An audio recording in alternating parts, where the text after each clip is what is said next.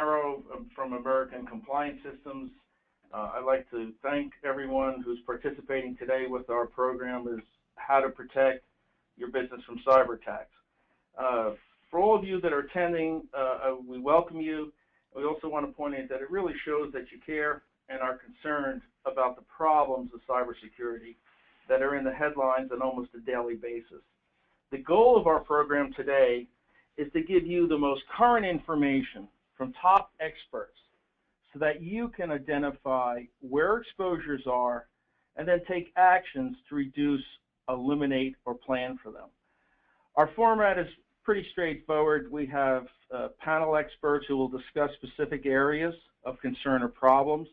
All participants can submit a question via the question or dialogue box either during the program or after the program. And we will put all these together, and all questions and answers will be sent to all participants so that everybody can share in the information. And the next slide, please. As the farmers' insurance commercials that are so prevalent on TV say, it is what you don't know that can hurt you. And this is so true for cyber and cybersecurity. Every day, our businesses are the potential target from a worldwide network of criminals whose main purpose is to profit by stealing or making unusable business, private, confidential information, records, or forms, or even money that we need to function. And as one of our panel experts says, it's not a matter of if, but when. Other experts suggest that the tools and resources and weapons used today by cyber criminals are more advanced and abundant than our ability to stop them. And in simple terms, this means the bad guy's ability to hurt us is far ahead of the good guy's ability to stop them. And a major reason for this is that most entities don't know how to identify problems and do not have a sufficient program on a 24/7 basis to vigilantly monitor for intrusions or problems or issues so that they can be nipped in the bud before they cause major damage. It's kind of like having your office or facility in a very high crime area with no monitoring or alarm systems. The good news is that ACS has developed a turnkey solution that's comprehensive, easy to implement and maintain, and budget friendly. And we're more than eager to review this, how it works, the benefits it provides with either you or your insurance agent. However, we really want to turn to the main reason we're here today and focus on the valuable information that our experts have been assembled to provide. And before I begin, I'd just like to briefly overview and address a little bit of the background of them. Next slide, please. The first speaker will be John Mullen. John's a managing partner and chair of the U.S. Data and Privacy and Network Security Group for a major law firm, Brisbois.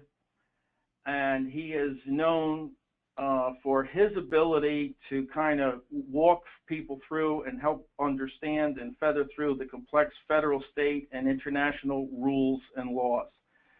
John's been recognized and been counsel and helped advise many of the key players on a number of cybersecurity issues. The next presenter after John will be Mark.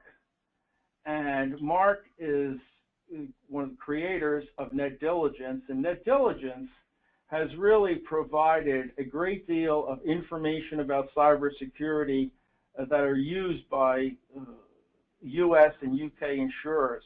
In addition, his company has been used to verify appropriate levels of network security safeguards by companies. Mark's presentation will be followed by Brian Thornton. Brian is known for his ability to help feather through the myriad of details and variances from one carrier's policy to another. Mark has also a great deal of experience in insurance and especially the cyber area. But one of the things that in particular we've become aware that Mark can help is either for a company or their agent. Mark has the ability to help them understand and get the best coverage with the best carrier at the best price. So without further ado, I want to just once again thank everybody for coming, and now I'd like to turn it over to our first panelist, John Mullen. John? Well, thanks for having me today. And why don't we just pop this first slide, and I'll ask the audience a couple questions that because they're on mute they can't answer, but it still helps to think. Most companies have been gathering data since I was a kid. Now, I was a kid 50 years ago, so it's been a while, right? But even when I was in school up at Penn State, et cetera, one of my healthcare cards when I was at the university, the membership number for my healthcare while I was at school was my Social Security number. And that's not unusual, and that's typical. So most companies cannot answer the following question. What data do you gather? Where do you keep it? Who has access to it? When do you purge it? How do you secure it? Most people, companies at the highest end of the business and the lowest end of the business scale, you're talking Fortune 100 and companies who have 3 people in their operation, can't answer those questions. And I've asked those questions of the top IT security people for a lot of those companies, and largely you get a blank stare. So just think about what that means in today's environment. People gather, they try to figure out where they're keeping it, they don't know where the duplicates are, they don't know who has real access to it, they don't know what the admin levels are to get in, to get out, to change it, etc., where it's been saved, in some corner of a news system, all of those kind of questions. So that's sort of point one. Ask yourself this: do you have any idea what's on the hard drive of your own computer? When you hit delete on email, it's not necessarily off the hard drive. So just those are some of the basic common world complexities of handling data. Let's just look at this slide. And the reason we're going to look at these 3 definitions, and as a lawyer, I hate to give people homework and I hate to get overly technical, so we'll keep it pretty easily understood. PHI is personal health information. It sounds what it is, right? You all think you know what personal health information is, but I'll just throw a little quick quiz at you. If you have a list of names attached to a document with the letterhead of, let's just say, University of Pennsylvania Hospital, is that PHI? Under some laws it is, under some laws it isn't. But what if it's not Pennsylvania Hospital? What if it's Fox Chase Cancer Center or Memorial Sloan Kettering Cancer Center? Well, that changes the analysis a little bit. Even though the only thing that changed is a letterhead, now you know somebody on that list either has cancer or probably has a family member with cancer. So that's a lot closer to PHI, and all we did was change the name. So point being, definitions are never quite as simple as they seem. PII is personally identifiable information. This is a tricky one. This is a bit of a catch-all. 47 states plus territories plus international law define PII differently. PII is, in its shortest version, what we have here. It's somebody's name with identifying information. It can often be a state-issued number, like a social security or driver's license. It can be medical information. It could be financial information, like you'd see on the front of a check. And now it's things like email address, username, and password, and that's an increasing trend. The tricky part about that last piece is you can change an email, username, and password in 5 minutes, and yet if somebody finds your old one because they hack into a system, they've actually triggered a law. So that's pretty tricky in the fact that these PII definitions literally are changing by the month. We have a team of 12 lawyers on my team. Firm's almost 1,000, but the team is 12. And we have a hard time keeping up, and this is all we do, and we have a hard time keeping up with all these definitional changes and proposed changes from state to state, country to country. So you can only imagine how hard it is if you're not paying attention.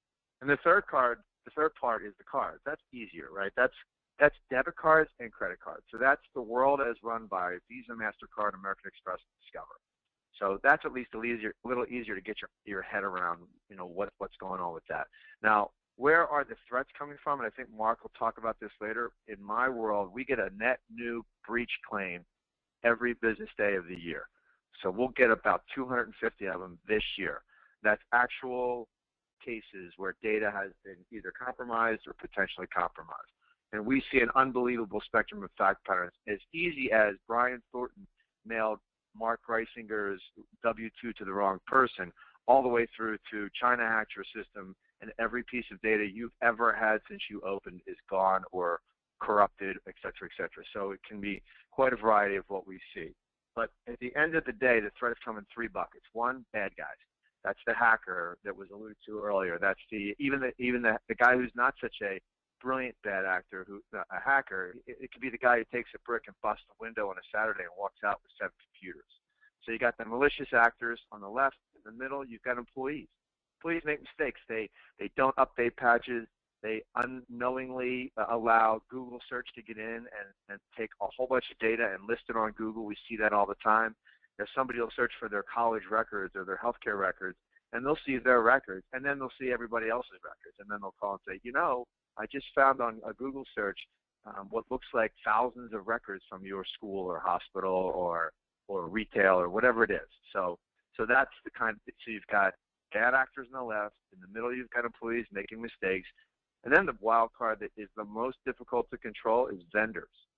You guys can have the perfect security and the perfect employees, and no one has either, by the way, but let's assume you did. You have vendors. They are companies.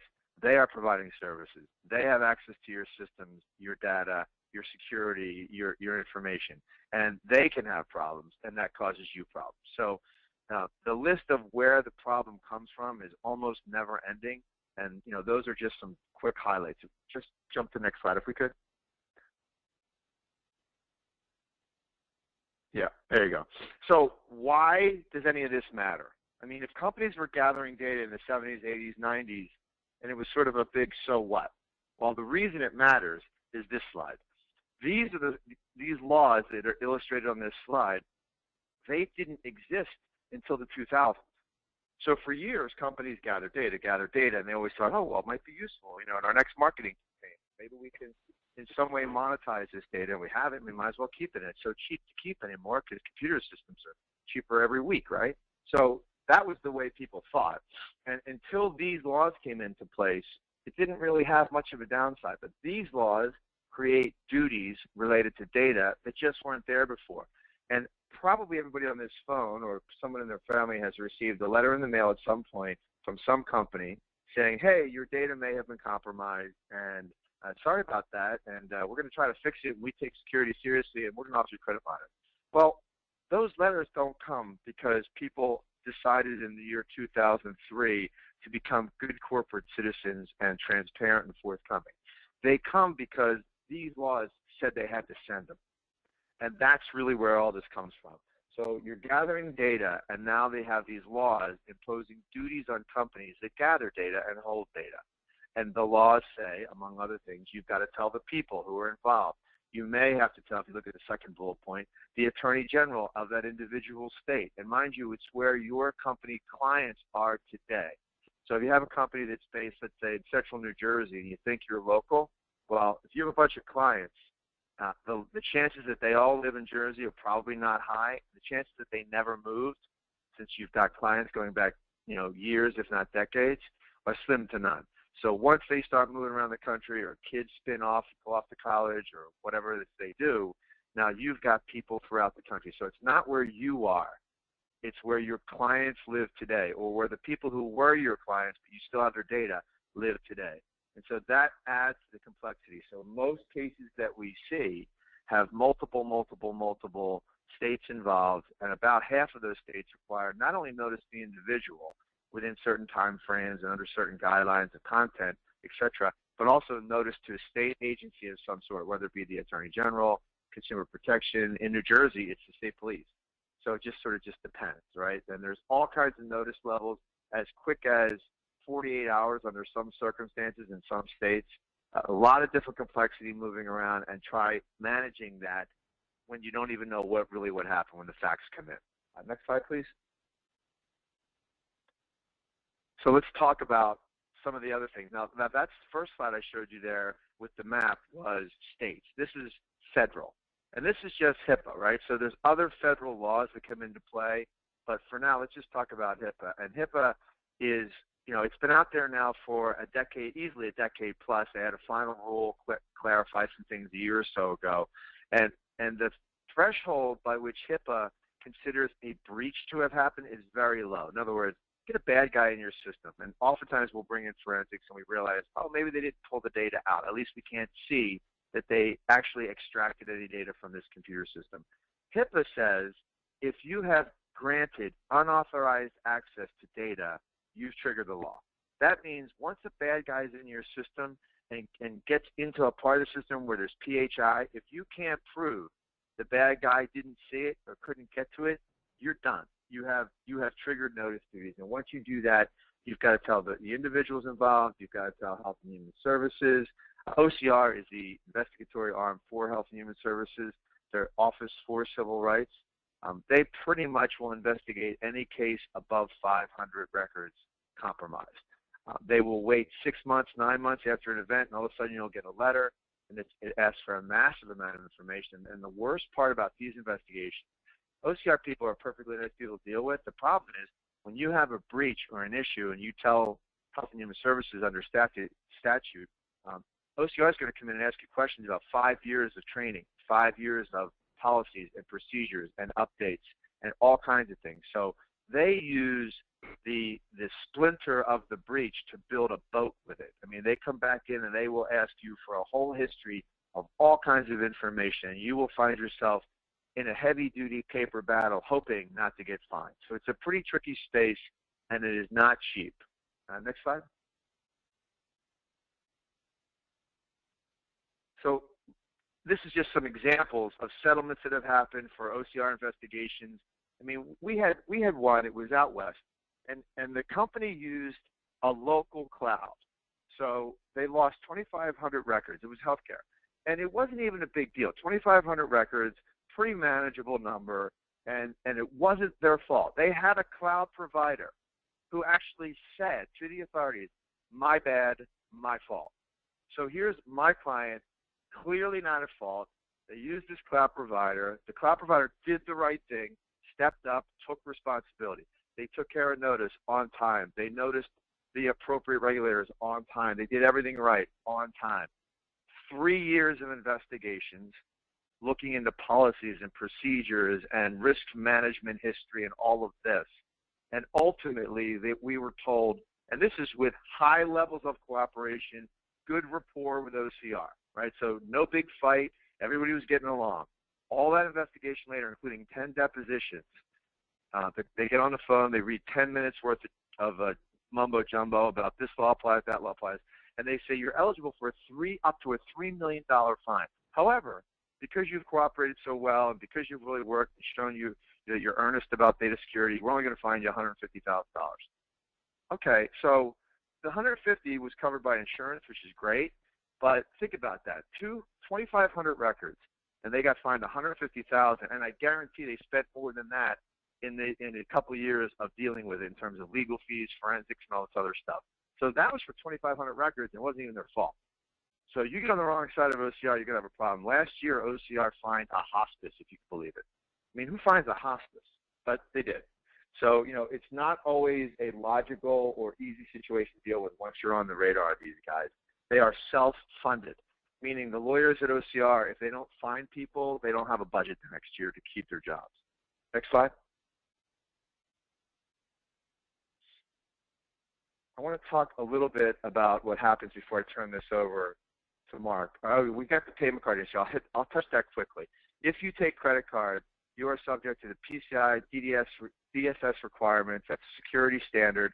If you lose credit cards, even if it's not your fault, even if your POS vendor, your point of sale vendor, is the reason that you lost them, they get hacked in some fashion, you have a high likelihood of being investigated by the PCI industry, and that is not statutory, that's contractual, and there is no due process. So that's a very expensive place, and the assessments that are issued are significant, and they're much higher on average than the government assessments because it's all contractually driven. So just beware.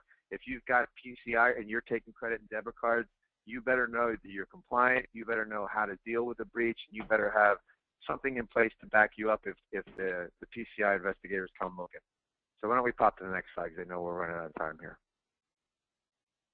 I want to walk through, if I could, a real quick timeline. This is the way a breach goes down. It's not like a lawsuit where you get a piece of paper in the mail, you've got 30 to 60 days to respond, and then you can lawyer up, et cetera, et cetera. Here's the way it works.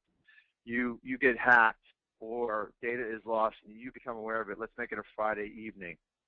You need to have access, and this is the beauty of the policies that are out there in the market. They will give you access to call a breach coach. That's a firm like mine. And we get on the phone with you that evening. We become your lawyer on the phone call, establish attorney-client privilege, interview you, in effect, interrupting the whole way through because we're clarifying all the facts. And at the end of call one, we know what's going on. At least we know what you know. And then immediately, especially if it's an intrusion into your system, we bring in forensics that night. And we will have you on the phone at 9 o'clock at night on a Friday in the summer if we need to, with a forensic company who's interviewing your IT guys, talking to them, and then people are on planes or remotely accessing your systems that night or in the morning, so that all weekend long you're getting help on forensics. The job of a forensic company, as used under these policies and under this regime, is to come in and get you safe. That's first and foremost. Get the client safe. Kill the bad guy and get the client safe. Then tell us where the bad guy went and where they didn't go. So if you have 500,000 records, you want to get safe, and then you want somebody to tell you what did he take. And you might hear something like, well, they took 50,000 records. Well, that's not good, and we'll have an issue there. We've got lots of things to do with those 50,000, but he might also tell you that he didn't take or touch 450,000, and that could save your business. So it's put the fire out, tell me what burned, tell me what didn't burn. That's what you do with forensics. Once you figure out, and this is the lawyer's job with forensics and the company, figure out what the scale of all this looked like. Then you look at where these folks are from who are impacted, look at the state laws, and then you go through the whole compliance regime of getting letters out, contacting individuals, setting up a call center, dealing with frequently asked questions and anticipating what they're going to be, possibly media inquiries coming in depending on what your company is and how public facing you are. And you're dealing with all of this within 5-6 days. So you're dealing with PR issues, you're dealing with forensics issues, you're setting up mailings and call centers, you're working on frequently asked questions, you might be dealing with the press, you can very likely be dealing with law enforcement all at the same time. So if you don't have forensics and lawyers and call center people who know what they're doing, who know the drill and know how to get through that, it's an absolute train wreck. And we've seen it happen where we come in because someone didn't know to call the right people, and by the time you get involved, there's blood in the water everywhere because people made a series of wrong decisions. So you get in the experts, and there are other law firms, not just mine, who do it, but there's a limited amount of law firms and a limited amount of forensics and a limited amount of call centers who know this space because of the speed involved and the complexity of the law and the variety of the fact patterns is what happens. So that is my way of kicking it over to Mark so he can give you a little more stats about how the industry is shaping up and what's going on. But that's the real short version of what we do, folks. Thank you, John. If you can go to the next slide. So, hello, everybody. Mark Greisiger with NetDiligence. What I wanted to do is give you a glimpse of what my company is seeing day in and day out. We support over 50 national insurance companies who offer cyber risk insurance coverage. And so does John Mullen and his firm and Brian Thornton. And when we go in, we assess the security and privacy practices for the companies, the organizations that these insurance carriers want to insure to help the client, the CFO, the risk manager, the treasurer, gauge whether their security and privacy practices are of a reasonable nature. I'm going to give you a little glimpse of that towards the end of this. But the other thing, when we get into a discussion with the CFO, the risk manager, they ultimately want to know how real is this problem? What's actually happening out there? Which sectors are being attacked? Who's having losses? What on average is being paid out? They want to know how real is this. You can't go a week without reading something in the paper about some company in some sector having some catastrophe. And the shocking thing is all the big companies you've been reading about on a weekly, monthly basis who have these massive data breach events, I can tell you this, they all take security very seriously.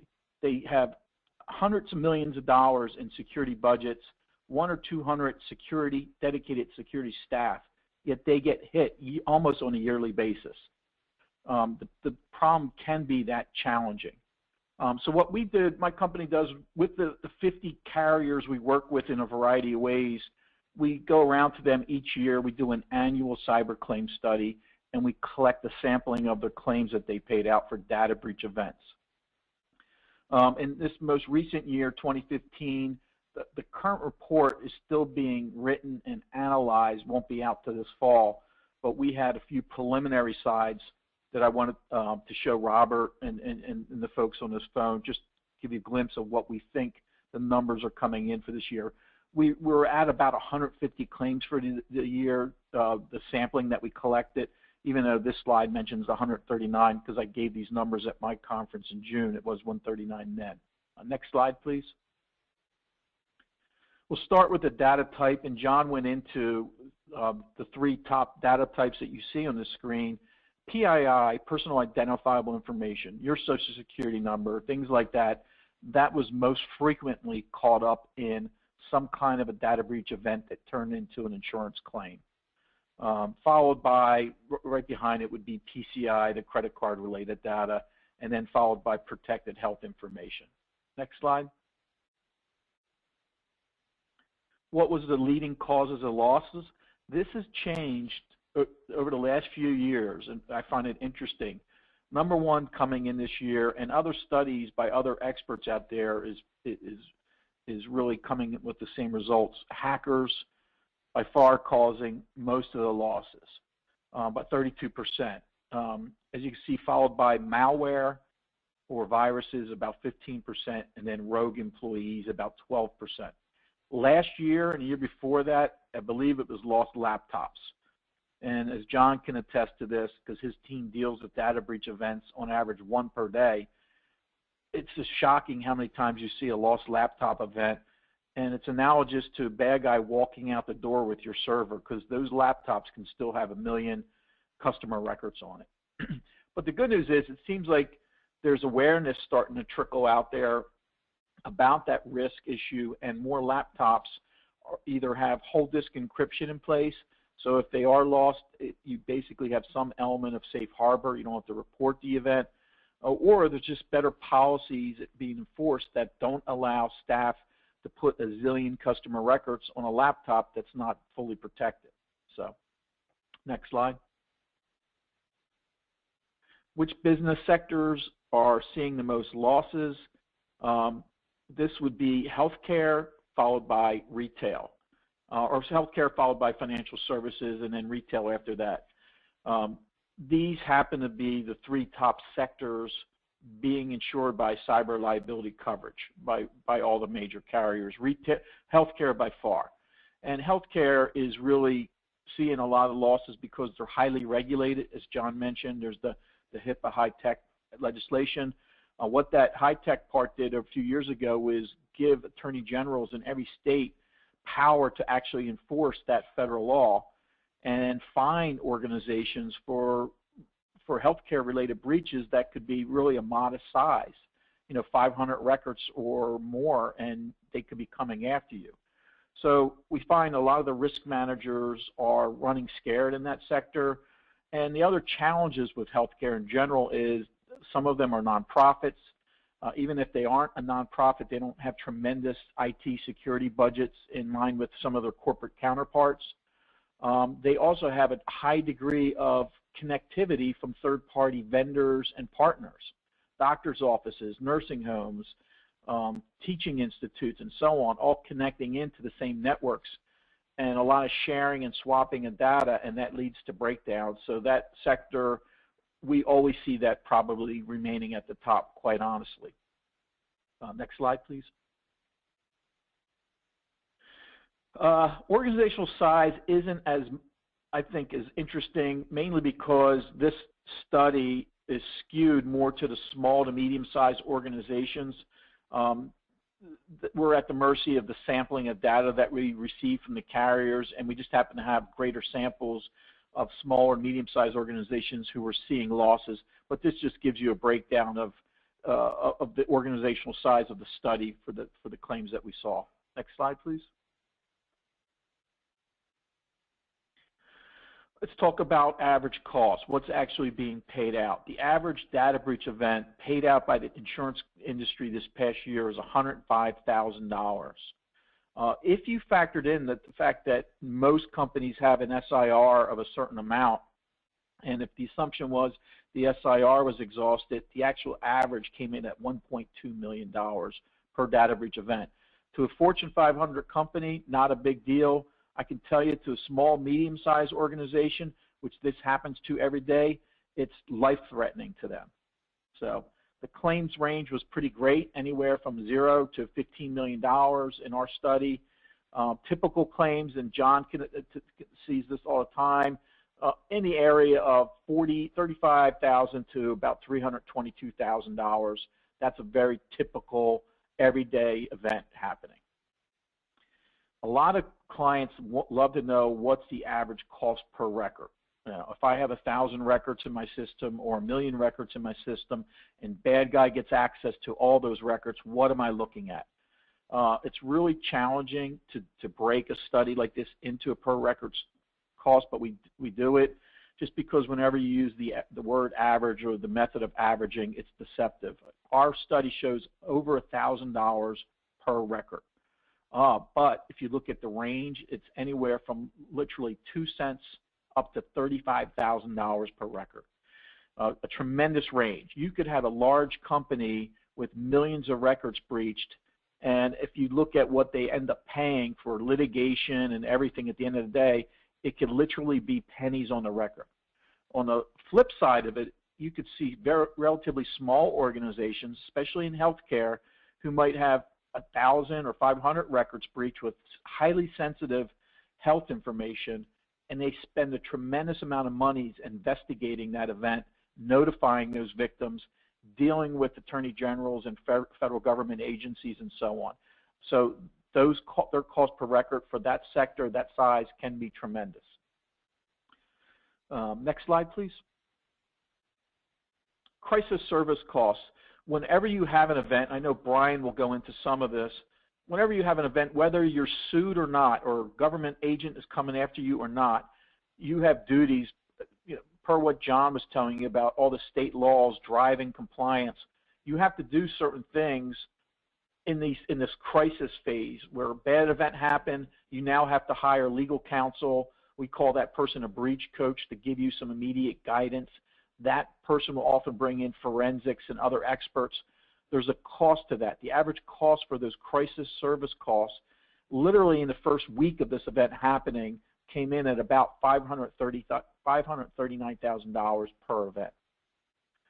If you did see litigation, the average cost to defend yourself from legal action, $434,000 per event, and the average cost of a settlement for data breach event, $1.2 million.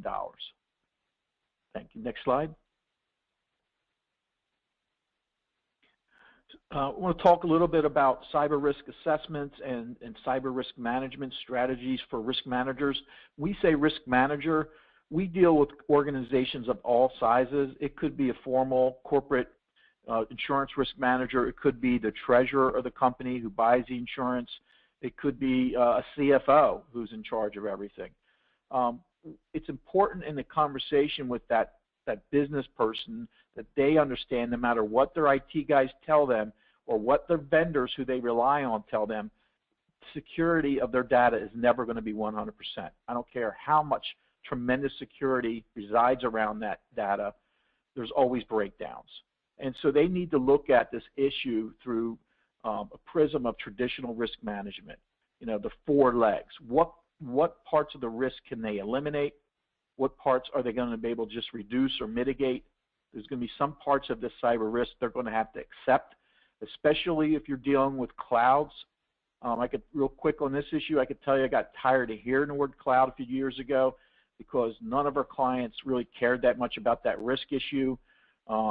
Risk managers, it wasn't on their radar. It's changed 180 degrees the past year or so because I would say 99% of companies we assess depend on third-party cloud operations in a significant way now. And when you talk about cloud risk, a lot of it is contractual risk. What does the SLA look like? Most of the time it's going to say, we as a cloud, if we screw up, you, customer, are going to defend and indemnify us. It could be that bad. So with cloud risk or third-party contractual risk, you have a decision whether you're going to accept that or not. The reason for going to the cloud typically is this tremendous savings where you don't have to do your own computing anymore, literally. So, and then the fourth leg is cede the residual risk through cyber liability coverage. Assessments. Whenever we assess an organization, it's not just about doing a penetration test on some server that they depend upon, or it's really looking at their organization with a wide-angle lens, looking at the people, the processes and policies, and the technology all together across their full enterprise. It starts with the people. Do the people in charge of IT and protecting your information assets, your client data, do they get it? Do they care about their job? Do they feel they have the reasonable IT and security budget to do a vigilant job on a daily basis?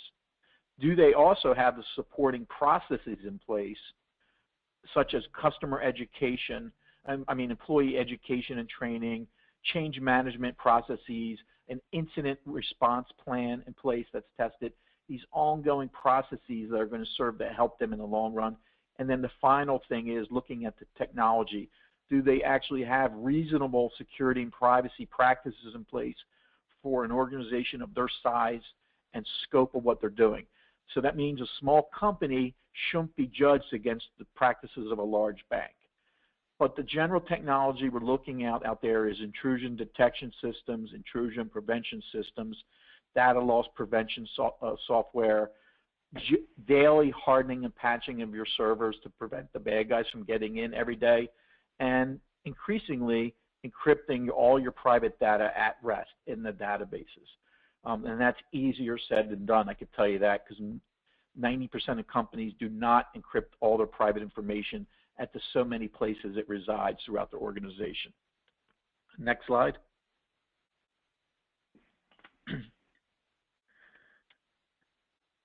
Some of the general cyber threats, and John touched on this, so I'm not going to go deeply into these sections, but you can see, loss of your data, loss of your reputation, class action liability from any of these kind of things.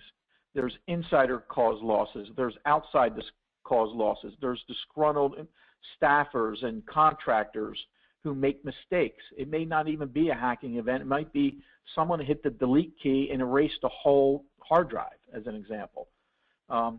We see clients send out information either in email or in hard copy paper form with a ton of private information in there accidentally printed, and it goes out to thousands of people. That's a massive privacy violation they're looking at. Yes, you do see outside hackers or attackers or crackers. There's intrusion attacks, there's denial of service attacks, knocking down their servers for 10 hours for 2 days, and then that's a business interruption loss to them. You see a tremendous amount of social engineering. You see people sending phishing attacks to some of the smartest IT guys. Their systems are broken into because they were phished. They were just simply duped into clicking on something they shouldn't have clicked on, and that happens a lot.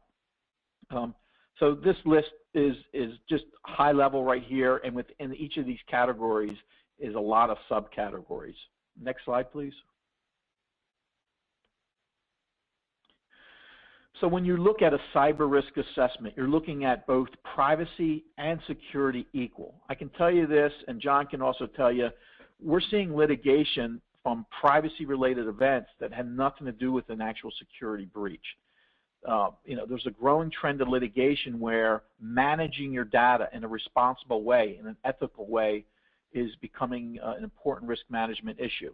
If you're collecting information on your clients in a covert manner, and it's outside what you posted on your privacy policy facing the world, to a plaintiff lawyer or to attorney general, that's a deceptive trade practice. We're seeing a lot of litigation there.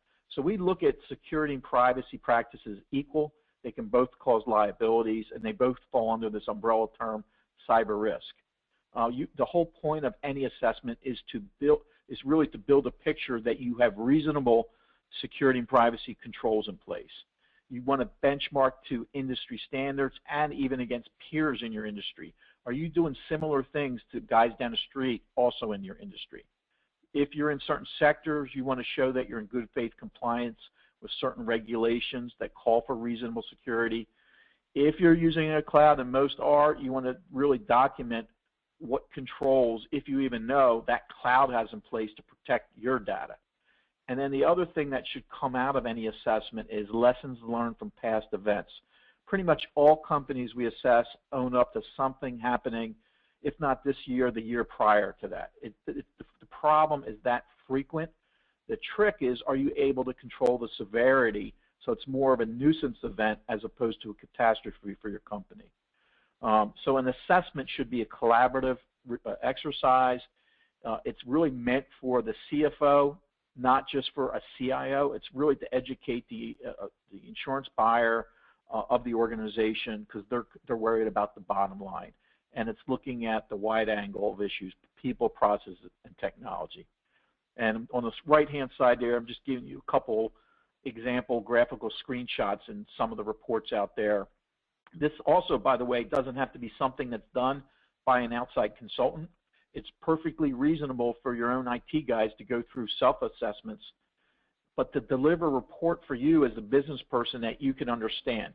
You want to know, do you think your organization has a reasonable stance, or are there issues that keep your IT guys up at night and you're aware of them at least? So, and with that, I think I want to turn the baton over to Brian. Thanks, Mark. I think so. You guys have kind of touched on the exposures, the claims, the security, and so I wanted to kind of take a step back and just kind of talk about a little bit about the coverage, the underwriting, and then the kind of sales component of this. And so to kind of take a step back, if we even go back in time historically with cyber, just for those that aren't ultra familiar with it, it kind of started off more as a media coverage, and then it kind of had added in a network security / virus coverage. And then kind of after that, we started to see adding in for cyber business interruption, cyber extortion, network asset damage. And it was really geared towards media companies and online retailers. And then kind of when we saw some changes really was when, if we look back at that, one of the first slides, when California passed notification legislation, a lot of states quickly started to follow that. And then you also had some updates to HIPAA about notification and what was required. And so that really changed what the kind of typical basic offering was. And so really when we talk about it, we're talking about first-party coverage as well as third-party coverage. And so here we've got the first-party coverage, which is going to cover the typical IT forensics, your legal / breach coach, which I always recommend that's the first call you make. And they should be kind of coordinating all this for you so that you can have that attorney-client privilege in place. And so it'll cover the IT forensics. You've got notification costs. You know, that can include the drafting of the actual letter and the message you want to give to your clients. It can also cover the actual physical printing and mailing of the letters. It also includes things like call centers, which even for a small, a relatively small breach, you still need something like that. And then often within those letters, you have to offer credit monitoring, as well as you may need the PR, which was this was in the timeline of what a typical breach looks like. You do need those things, and those are typical first-party coverages that would be included in a kind of standard policy these days. The way I would kind of label some of the next ones are additional first-party coverages. While they've been around for a while, they tend to be different on who necessarily needs them or wants them, and that would be the cyber extortion coverage, cyber business interruption coverage, and network asset damage. And so what that really is, cyber extortion is kind of what you would think it would be as far as a pure extortion, online extortion. You'll typically hear about this, and it's been in the news, and it's been there's been TV shows about it. A crypto locker type event where someone comes into your company's network, encrypts it, and says they're going to delete the damage if you don't pay the fines or penalties. And I think one of the more funny recent examples in that space was, I believe there was a police department. I want to say they were in the Midwest, but it happened to them, and they had to pay the ransom demand to get their network back. So it's not uncommon. Cyber business interruption tends to be geared towards anybody that's selling something online. That's kind of where it started. And then it has moved to kind of offline revenue from a cyber event that causes a true business interruption. And then the last piece there on the additional first-party coverages would be network asset damage. And what that is simply just the cost to rebuild your network after a hack or an event, whether that's your internet, website, shared drives, any data you hold electronically. If you want to jump to the next slide. And this is where it gets a little bit more tricky, and I think the kind of onus on the third party and the liability coverage here is it's a big component of the coverage that sometimes gets lost in the discussion because we get focused on the first party coverages. But the third party coverage really is covering all of your defense costs. It will be covering any sort of indemnity payment if there is one. You also have carve-backs for fines and penalties. So this could be PCI fines and penalties if it's a retail company or anyone taking credit cards, but it can also be regulatory fines and penalties. And so that does become a big piece of the defense side, all the different states that are involved. If you're notifying a lot of different regulators in a lot of different states, that certainly can add up. And if there's fines in multiple states, which is often the case, then you could be facing a lot of small fines that will add up or a lot of large fines that will really add up. And so I think one of the interesting examples I saw recently was there was a hotel that had a very small breach, and they were based, I want to say, down in New Orleans, and I think they had something about something like 80 or 100 records that they lost, but the individuals were in over 25 states, and so they had 25 different state rules that they had to navigate through. And so even a small breach can, as John had mentioned earlier, involve a lot of different states, so that's kind of an important component there. And then the other component on this, the third-party coverage, is contractual piece. So typically a good cyber policy is going to have contractual coverage in there. It's very important, especially for a small business, anyone who's taking credit cards. You know, a small business, and even a medium-sized business, they don't have much leverage when they're entering into contracts. And so to have that coverage there to protect them is really valuable. If you want to jump to the next slide, this is where it can get interesting, and there's a lot of differences out there. And so, you know, the way we kind of break this down on the underwriting side is, in the market, if you have 50 different kind of standalone markets, we do see a variety of different appetites. The forms are extremely different, and the coverage structures within the forms can be very different. And so some of the things we mean by that is that within all the exposures that we've kind of laid out, you've got very different appetites. So we've got some markets that are very aggressive on healthcare business. And then we've got some that are very hesitant on that business, where they just charge much higher rates for healthcare. We've got some that love retail and some that are shying away from big retail point of sale exposure after we saw so many breaches in the news in the past year. You know, we see some carriers that are geared towards smaller businesses and accounts with less than 1 million records, and then we've got other markets that don't really play in that space, and they're only looking at larger middle market, Fortune 500, Fortune 1000 type accounts. We've got a different range of appetite as far as some markets are giving full prior acts on the liability side. Some won't give any prior acts. Some of the triggers in the forms are on an occurrence base.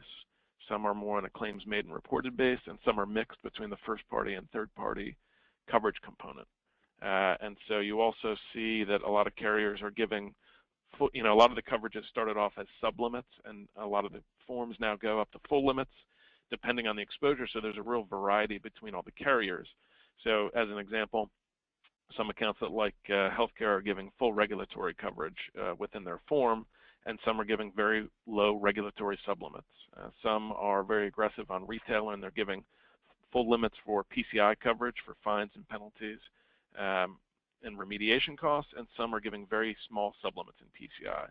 And some are giving full limits on public relations expenses, and some are giving a very small sublimit. And so the reason I kind of mention all that is because you really have to gear in on a company and their specific exposures and what their kind of touch points are as far as where they are concerned to find the right market for them. And that is where it can become really difficult to navigate. And then when you look at the coverage structures in that bullet point, you've got things like carriers that will not only have different sublimits and different setups on the forms, but some will handle the breach for you.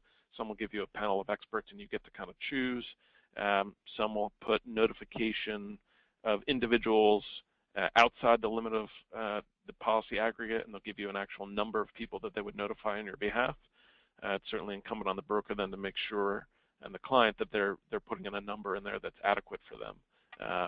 And then some just use a dollar figure and then just add up the notification cost. So different appetites, different forms, certainly very different coverage structures. And then the other component of the policy that kind of gets lost in the shuffle would be the pre-breach services, post-breach services, and claims. And so when you think about pre-breach and post-breach, that's where I would think about NetDiligence and the eRisk Hub, which is what they run for a lot of the carriers, and that's a great kind of value add. And it was something that was originally geared towards larger businesses, but now the value to me is really on the smaller and middle market company that doesn't have a 10-person IT department, and it's the owner and operator is also acting as the IT guy, and he might outsource some of it. Having access to that information that can be really valuable to them. And then on the claims side, there's a lot of different approaches on the claims side, and one of the things we typically like to look at is how many breaches has that company handled? Have they been doing this in a while? What vendors are they using, whether it's legal vendors, whether it's forensic vendors? Do they have the right reputation in that space? Because more so than anything in this type of environment, as you saw John's timeline, you get a very quick timeline with a lot going on, and you really need to make sure that that you're with the right person and that they've handled these claims and that they know what they're doing. And then the kind of last bullet point there, some ask a little and some ask a lot. There's a wide range of applications in the market. There's a wide range of information that each carrier wants. It will vary by industry, and it will vary by size of the account. Account with 20 million in revenues, they might be able to get an application that asks 5 questions. You might also get another company that will give them an app that's 10 pages long and might ask up to 100 questions for the same risk. And so that does really kind of run the gamut, and it will also vary by industry. Certainly for a payment processor or something that's aggregating a lot of PII or PCI, you're going to see a lot more questions being asked. If you want to jump to the next slide. And so a couple of the things, typically from the underwriting process, most of the carriers are still basing their rates off of revenues and then having a variety of factors that are changing the debits and credits and cost based on different security factors. And so most of the rates being off revenues is kind of strange, because really what they're trying to get to at the end is how much data does the company have, and then how do they protect it. And some of the things that will come up is how do they protect it at rest, how do they protect it in transit, and then the next piece would really be encryption on mobile devices. That is a hot button issue for a lot of the carriers, and it is problematic for a lot of the smaller to mid-sized businesses that don't have a sophisticated IT department. And so we see this a lot where a company does not encrypt laptops, they don't encrypt tablets or even just mobile phones, but it's a question on the application, and that will generally automatically trigger a unencrypted data exclusion, which can be a large exclusion depending on the company and how they kind of manage their IT and their access points.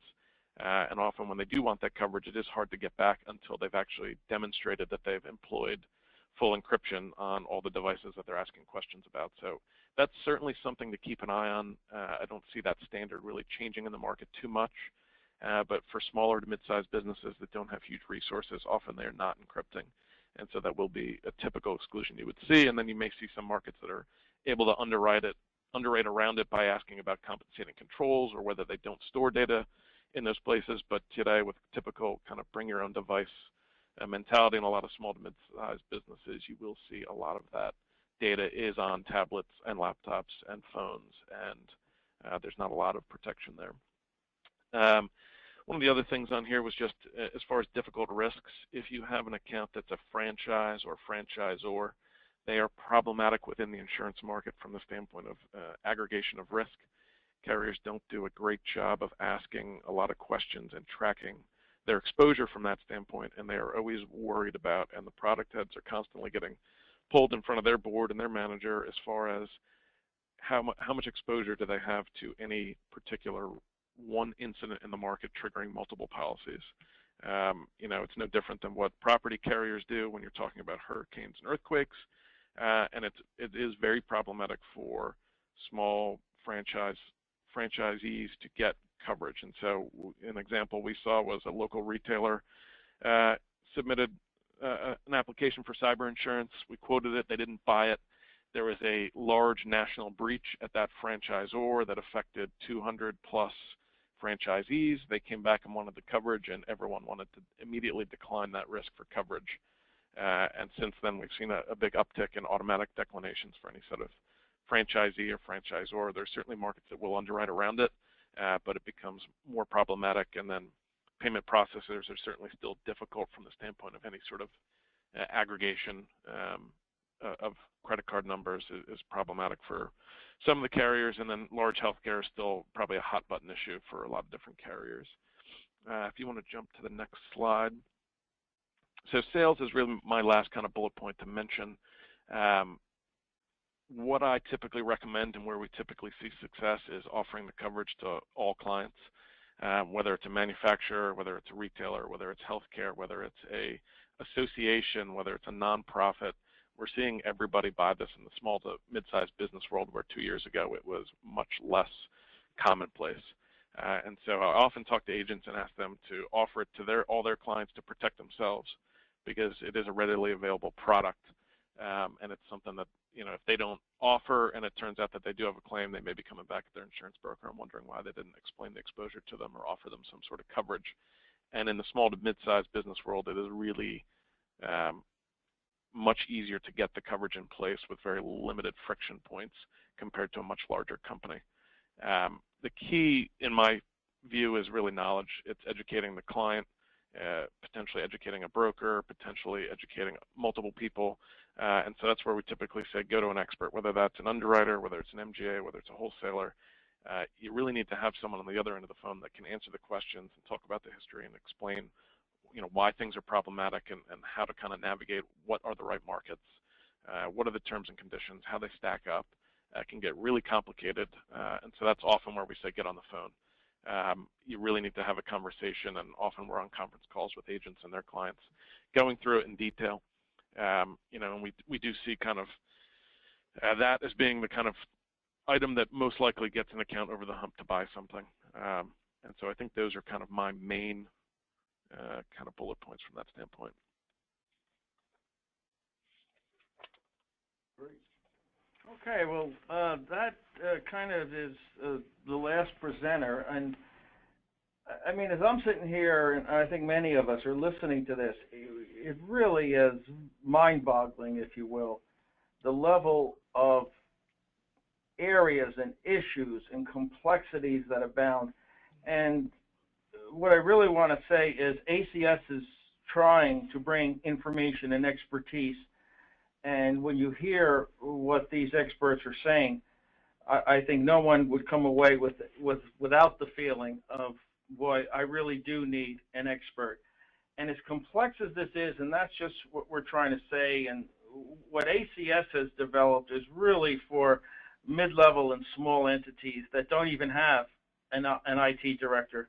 And in some cases, the owner-manager is the CFO and wears multiple hats. They face the same problems. And when you look at some of those numbers and consider some of the ramifications of the cost, it's like one problem and you're out of business.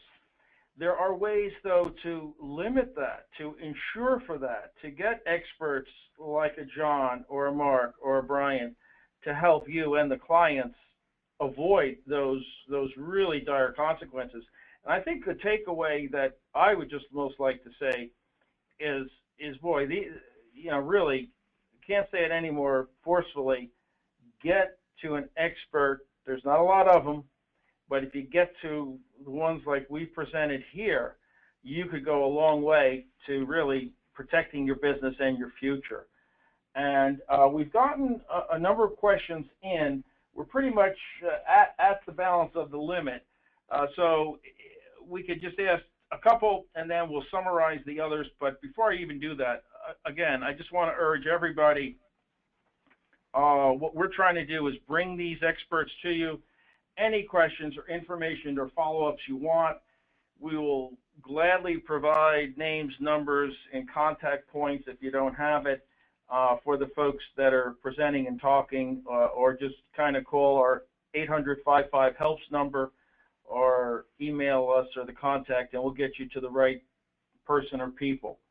And do want to thank once again all three of you, Mark, Brian, and John, for taking time, which I know are out of your busy schedules, to relay some of your knowledge and expertise to us. But if we have another moment or two, Brian, here's one question. What are the most common stumbling blocks to selling insurance coverage? I mean, coming out of this, I think, gee, wouldn't everybody want to buy it?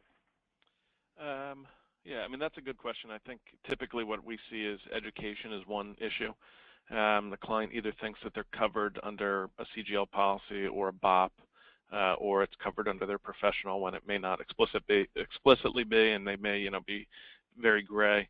And so that's one of the stumbling blocks. We, sometimes on a BOP you'll see a very small sublimit of $10,000, and it takes a lot to kind of convince them quickly of what their business is, how much data they have, and if they only lost a handful of records, that sublimit would be completely meaningless, and they'd be hung out to dry, and they wouldn't have access to all the right vendors and the right coverage. And so that takes a lot of education from that standpoint. We think also from the education standpoint, a lot of clients think they've outsourced their payment processing to a specific vendor, and so they don't have that exposure. And that it does take a little education to kind of relay everything to them and explain what the contract looks like and how that liability is really limited, and that they are going to be on the hook, and they really do need a policy to cover them for that. And it's not that the payment processing vendor is going to take care of them and handle that. And so we see that. We see, IT is scary, and so people want to bury their head in the sand. I would say those are kind of some of the biggest ones. Sure. Well, good. Thanks for that. And there's corollaries to that question, but I just wanted to get one out for each of you. And then, John, here's a question. What's the typical interaction like with the regulators when reporting a breach? Are there any states or state attorney generals that are like easier or more difficult, or any of that? Yeah, absolutely. So because we work with them so often, we know these people. So the interactions are polite, but they can be firm. Some states simply don't care, even though they have the rule, and that's fine. And other states, and I'll give you a couple of the names, Vermont, Connecticut, Massachusetts, Indiana, California, those states, for reasons that anybody could guess but no one would know, are very active in their willingness to investigate, pursue investigations, issue fines, demand action plans, all that kind of stuff. So it has, I think, everything to do with who gets elected where and who gets put in what job. Some years the attorney generals in some states seem to care, others they don't. So it really is a variable, and that's the nature. When you're dealing with 47 state laws, you're always going to have some subset. I would say one thing. There is a trend to the list gets longer every year in terms of what states are active in the enforcement side. Yes. Well, thanks, and thanks for that, John. And one other thing, too, and I know we hear this quite a bit, and I just want to say it from our perspective. John had touched on it with regard to his law firm has capabilities, and while there are others like it, there's not a whole lot of them. A very cautionary note, in all of these areas, in insurance, in the intrusions, in the legal aspects, there are not many players or providers, resources, experts like this that provide the breadth and scope and experience of these three companies and entities. So just as a cautionary note, we see it often that somebody turns to somebody that might be, somebody that wrote some code for them, or that they might be their friend or company attorney and they've advised them on numerous issues, or they might be someone they know for a long time. But with regard to cyber and cyber issues, you really need a current, knowledgeable expert, and there just are not a whole lot of them. So just for what it's worth, we would like to very much urge all the participants and everyone getting these programs, you really got to do your homework and make sure you're with the right people, have the right policy with the right coverage and the right support, because as we've seen in this, you could quickly blow past a limit or get one event as a very little company, doctor's office, small business, manufacturer, and it could spell the difference between, you're in business today and bankrupt tomorrow. And I'd just like to add that. And finally, just one question, if you could, Mark. Are there any special cyber risk trends that, we all should be on the lookout for that you're seeing? I know you're seeing a lot of the data and analyzing it for claims, but also there's a lot of companies of all sizes, as we've discussed with Brian and you, that are having claims are having issues and don't result in a claim because they don't have insurance. But what other kind of trends are out there that you're seeing, either from claims or just from your company's expertise? Hey, Robert, so there's three quick ones here. One is, John mentioned this early on, third-party contractors and clouds. I would say 1 in 3 claim events, or 1 in 3 losses, even if it's not an insurance claim, that you're going to see is going to be caused by one of your contractors, one of your service providers who's in a care, custody, and control of your data. Again, to the victim's eyes, to the plaintiff lawyer's eyes, to the regulator's eyes, you're still responsible. Be aware of that. The other trend also I mentioned real briefly is it's not just about security.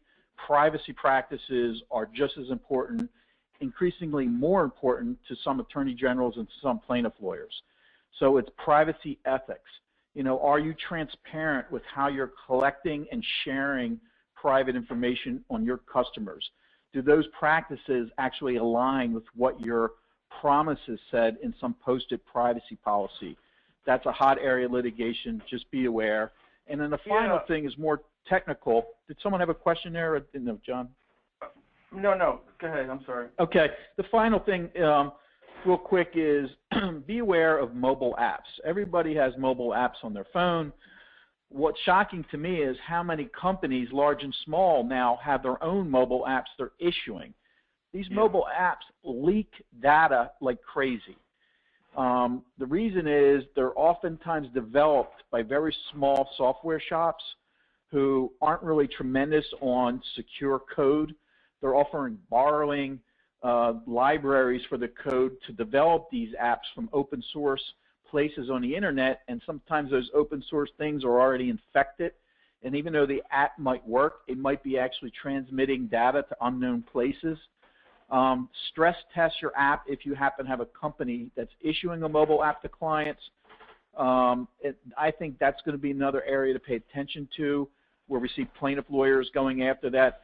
And also, just so you know, we've seen California Attorney General going after companies who have mobile apps. If that mobile app doesn't have a privacy policy embedded in it, they're trying to fine them $1,000 per download. So that's another risk issue to just be aware of. Thanks, Robert. Great, thanks. And just one other point on this thing of privacy practice and ethics, Mark. What you're really saying is there doesn't have to be a breach or an event, that folks are being, there's legal actions being taken against them because they're in question, just not putting in place proper privacy and data management techniques. That's right. They're just, it could be. But it doesn't have to be that there's an event. It doesn't have to be a security breach event. Does not have to happen. That's right. Yeah. Okay. And again, I mean, it's okay. Well, we've really kind of gotten out there. And again, I want to thank all the participants. Especially, I want to thank our panel and giving us this time. It's been eye-opening. It really has.